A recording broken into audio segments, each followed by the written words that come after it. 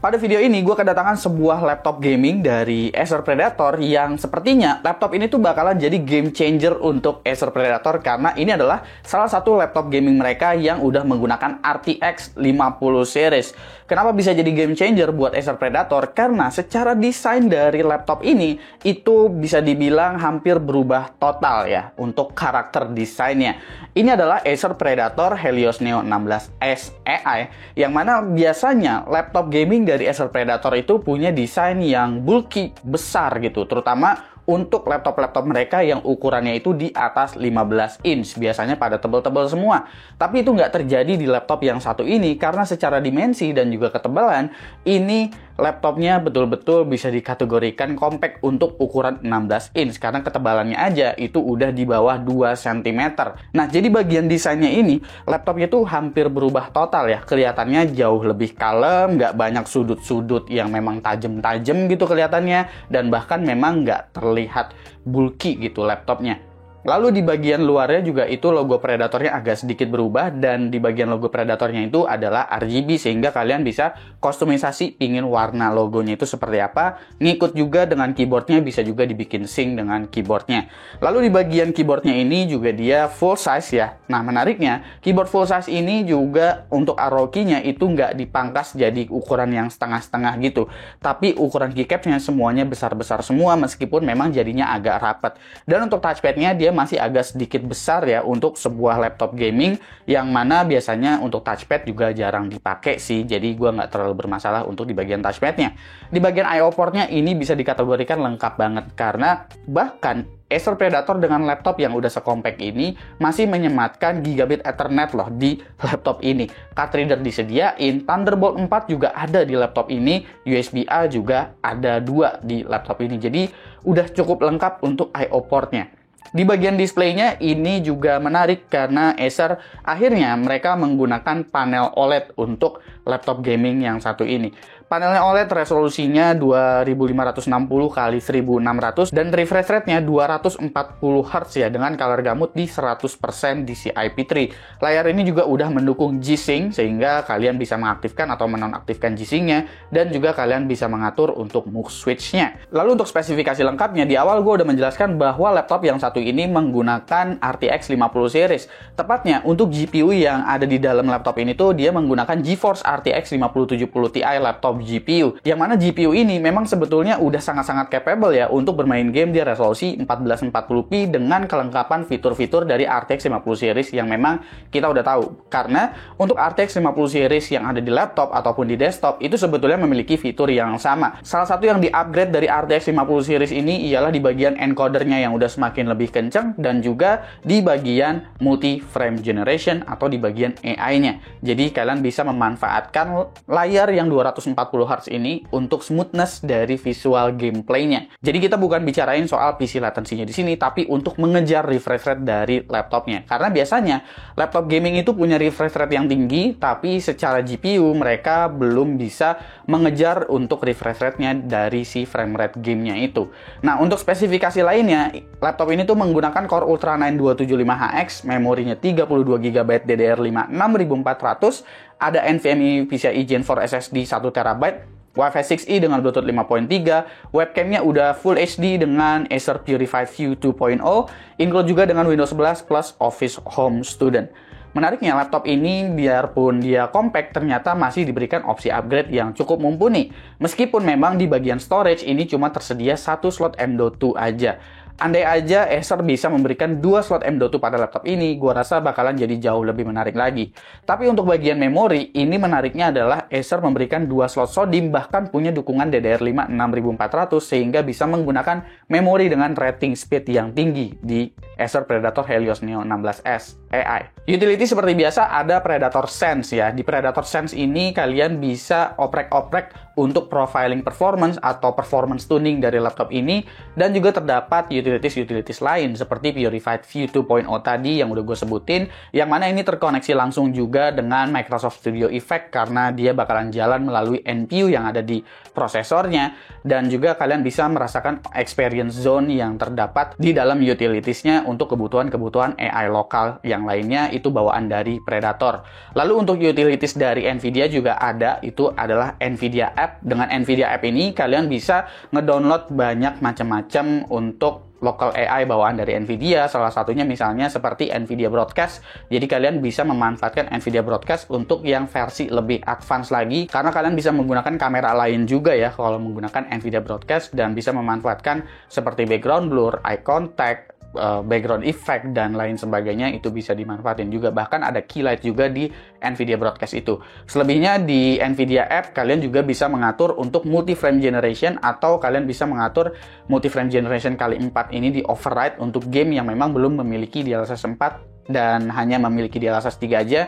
Itu kalian bisa override multi frame generation-nya menjadi kali 4. Kurang lebih seperti itu. Dan untuk performance-nya sendiri, untuk laptop ini, di bagian coolingnya ini bisa dikategorikan cukup baik ya. Karena meskipun dia awal-awal itu sempat nyentuh ke angka TJ Max di sekitar 100 derajat Celcius, tapi kalau kalian perhatiin setelahnya dia bakalan sustain di angka sekitar 85 derajat Celcius, dan untuk CPU package power-nya bisa ketahan antara 90 sampai dengan 100 watt, yang menandakan bahwa kemampuan cooling di sini sebetulnya udah cukup baik untuk kelas CPU high-end. Dan untuk GPU-nya, di sini gue ngetesnya bukan menggunakan software sintetik seperti CPU tadi yang menggunakan Cinebench R23, tapi di sini gue ngetesnya menggunakan Black Myth Wukong, game yang memang lumayan GPU demanding lah.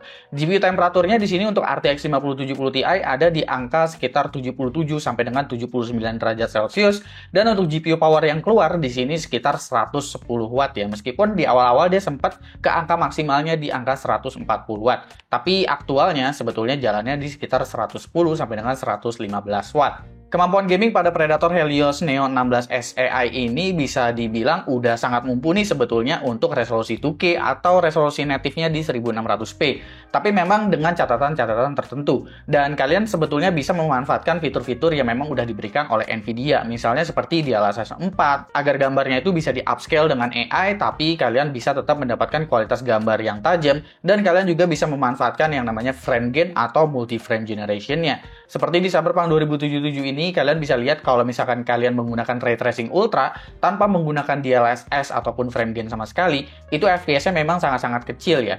Jadi catatannya, kalau kalian pingin menggunakan multi-frame generation, kalian sebetulnya wajib menggunakan upscaler-nya atau menggunakan si DLSS 4-nya ini. Menggunakan mode performance nggak masalah selama kalian udah menggunakan model transformer atau menggunakan DLSS 4. Sehingga kalian bisa mendapatkan base FPS yang udah cukup tinggi, dan kalian mendapatkan PC latency yang cukup baik meskipun kalian menggunakan multi-frame generation untuk mengejar refresh rate dari monitornya. Kalau kualitas dari ray tracing yang hidup dengan mode ultra ataupun tanpa ray tracing, gua rasa kalian udah paham lah bahwa ray tracing di sini memang akan memberikan kualitas visual secara lighting ataupun shadow yang memang jauh lebih baik, dan itu gua rasa kalian udah paham sejak RTX 20 series ya.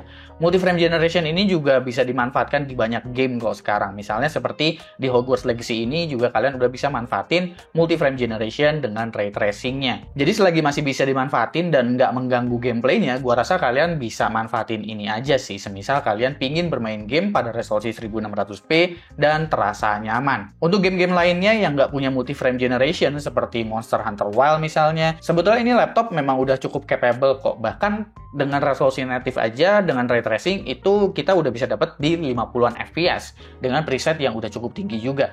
Jadi kalau kalian bisa memanfaatkan si DLSS-nya bahkan tanpa frame generation, sebetulnya ini udah cukup baik ya. Tapi kalau menggunakan frame generation, ya gambarnya dia bakalan jadi kelihatan lebih mulus aja gitu. Pada game Black Myth Wukong, di sini gue nggak menggunakan ray tracing yang mentok kanan, karena untuk ray tracing very high itu memang sangat-sangat berat sekali. Di PC desktop aja 5080 atau 5090-nya itu masih ngap-ngapan.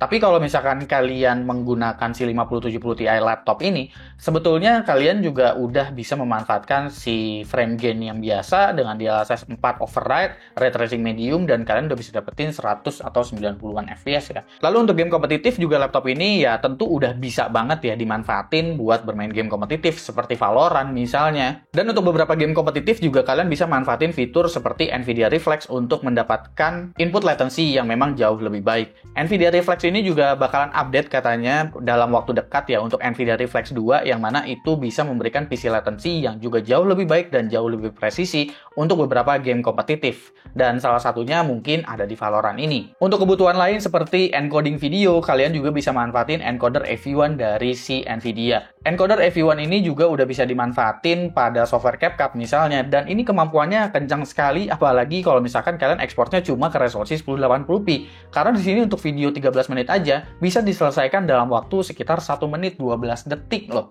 Sementara untuk di DaVinci Resolve, kalian juga bisa memanfaatkan encoder AV1 dari Nvidia. Dan untuk project video yang sama, itu kurang lebih ekspornya mirip-mirip lah, sekitar 1 menit 13 detik pada DaVinci Resolve ini jika kalian menggunakan kodek AV1. Buat dipakai render 3D, ini juga bisa dibilang udah cukup ya. Bisa dikategorikan udah cukup layak lah untuk starter pack, karena VRAM-nya udah 12 GB, habis itu juga kecepatannya di sini kalau di benchmark, bisa mendapatkan angka di 1200-an sampel per menit untuk scene classroom, dan untuk scene monster bahkan bisa di 2300-an sampel per menit. Untuk kebutuhan AI di sini gue udah coba pada DeepSeek R1 dengan parameter 8 billion dan ini menggunakan CUDA. Gue juga nggak nyangka ya bahwa RTX 5070 Ti ini yang VRAM-nya 12 GB ternyata bisa mendapatkan angka sekitar 65 token per second loh pada LLM lokal. Jadi ini kemampuannya udah sangat kencang selama kalian bisa memanfaatkan si CUDA-nya. Dan terakhir ialah kecepatan SSD dari laptop ini. Laptop ini menggunakan SSD yang OEM-nya itu dari Micron ya, dan punya kecepatan ada di angka sekitar 6 GB per second untuk read-nya, tapi kecepatan tulisnya ada di angka 3,5 GB per second. Cuma nggak apa-apa, karena kecepatan random 4K-nya udah cukup kenceng di 400-an konstan, dan kecepatan tulisnya untuk random 4K Q1T1 udah dapat di atas 100 MB per second. Oke, kita masuk di bagian harga dan juga kesimpulan untuk Acer Predator Helios Neo 16S AI. Untuk harga resmi yang ditawarkan oleh Acer Indonesia itu ada di angka 40,9 juta rupiah. Tentu kalian bisa mendapatkan harga yang jauh lebih terjangkau dengan voucher-voucher diskon yang tersedia di marketplace. Tapi pastiin aja kalau kalian cek di marketplace itu bergaransi resmi dari Acer Indonesia selama 3 tahun dan juga mendapatkan 1 tahun accidental damage protection dari Acer Indonesia. Menurut gue sendiri, laptop yang satu ini untuk ukuran laptop flagship kali bisa dibilang ya, karena harganya udah masuk di sekitar 40 jutaan. Laptop ini sangat-sangat capable dan juga compact. Bahkan laptop ini punya layar yang bagus di kelasnya, bukan dikasih layar yang IPS lagi sama Acer, tapi udah layar OLED. Dan juga untuk tuning dari performance CPU atau bahkan GPU-nya, ini nggak tahan-tahan sama Acer, masih tetap diberikan performance terbaik yang ditawarkan oleh Acer. Bahkan di sini Acer udah menggunakan liquid metal sehingga memang pendinginannya bisa menahan performance yang memang seharusnya dikeluarkan dari komponen-komponen yang ada di laptop ini. Kalau menurut gue pribadi, apa yang harus dikompromikan dari laptop ini? Yang pertama itu adalah opsi upgrade, tapi bukan opsi upgrade secara keseluruhan ya, melainkan opsi upgrade storage yang memang terbatas hanya di satu slot M.2 aja, sehingga kalian nggak bisa menggunakan kapasitas SSD yang memang sangat-sangat besar di laptop ini. Lalu selebihnya sih gua rasa laptop ini fine-fine aja untuk diterima di harga 40 jutaan. Kalau menurut kalian gimana? Coba komen di bawah dan kasih pendapat kalian masing-masing. Jangan lupa subscribe, gue Suki, dan seperti biasa, sampai jumpa di lain kesempatan.